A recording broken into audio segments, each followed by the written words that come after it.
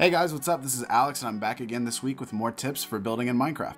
But before we get started, I'd like to introduce my assistant for this week. This is Grumpy, a member of the Gazamo build team.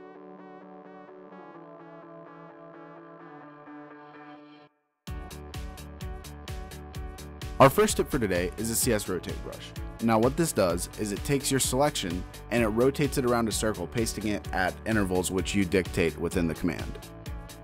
Now, one thing I do want to point out about this command is that it might be a little messy as it pastes around the circle, so you're probably going to have to do a little bit of cleanup.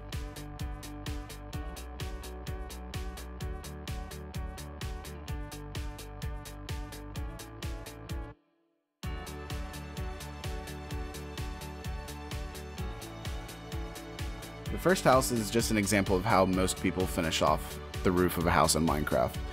And as you can see, throughout these images that will be progressing in front of you, more and more details added each time until the final product is something that we usually throw into our build. Depending on the style, you need to add sufficient detail until the roof is divided up neatly into various sections. Make sure that the whole of the base material is boxed in and not just open to anyone to see it. And then for the final house, you need to add small details such as chimneys and curves into the roof.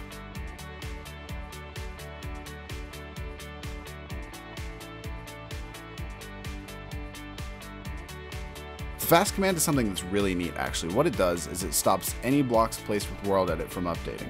So you can create cool floating structures made out of water, lava, sand, gravel, etc, etc.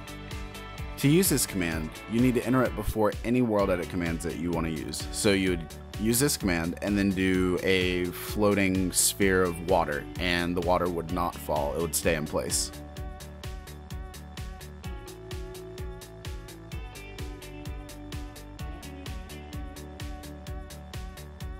The flip command takes a world edit selection and mirrors it basically, which is really helpful if you're doing a symmetrical build.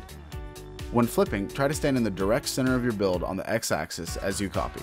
Look straight ahead and do the command //flip. Then rotate your selection 180 degrees and fly over to the equivalent place on the opposite side of your center where you wish to paste.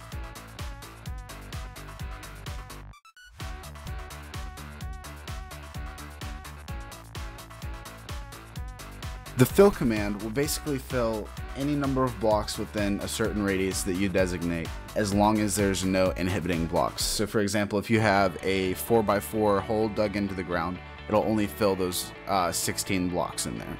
It's great for making paths and rivers, as you've just seen my assistant Grumpy do.